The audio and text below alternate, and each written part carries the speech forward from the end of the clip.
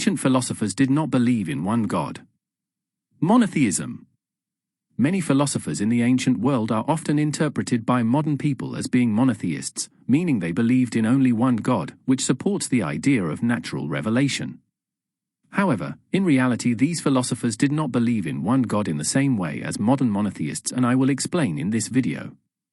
Natural revelation. Natural revelation is the idea that God has revealed himself through the natural world so that anyone, even those who are not presented with religion, can deduce that God exists and his qualities from reason alone. Christianization of ancient philosophers.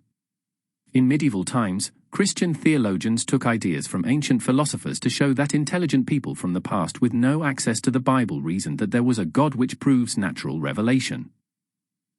However, these ideas were often Christianized, especially by Thomas Aquinas, and in reality these ancient philosophers were only vaguely related to a singular God. Socrates believed in the Greek pantheon of gods, so was not a monotheist in any sense. Plato believed in the form of the good, which is an impersonal, inanimate divine substance from which all ideas and concepts originate, not a sentient being.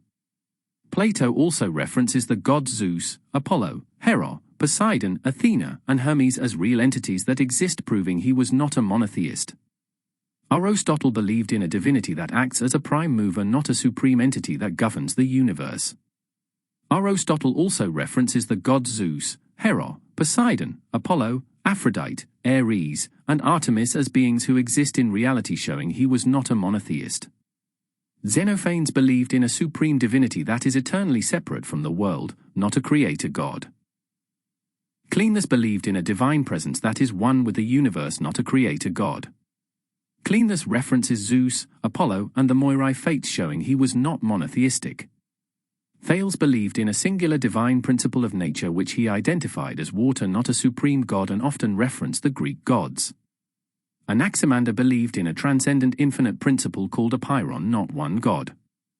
Anaximenes believed in a divine substance from which things originate and identified this as the air, so not a creator god. Heraclitus believed in a divinity inherent in the world, not a separate supreme deity. He also references the Greek gods Zeus, Hades, and Dionysus. Parmenides believed in a philosophical principle called the one and not a singular deity. Antisthenes believed in a god of nature as opposed to the Greek gods, which still means he was polytheistic. The ancient nation of Israel is often assumed to be monotheistic and based around the worship of Yahweh. However, in reality ancient Israelites were polytheists and worshipped many gods, including El, Asherah, Shamash, Yarek, Mart, Astarte, Nehushtan, and Baal. Zoroaster believed in two opposing gods, Ahura Mazda and Angra Mainyu, so was not a monotheist. Akhenaten worshipped the god Aten primarily, but still acknowledged the existence of the other Egyptian gods, making his brand of Egyptian religion polytheistic.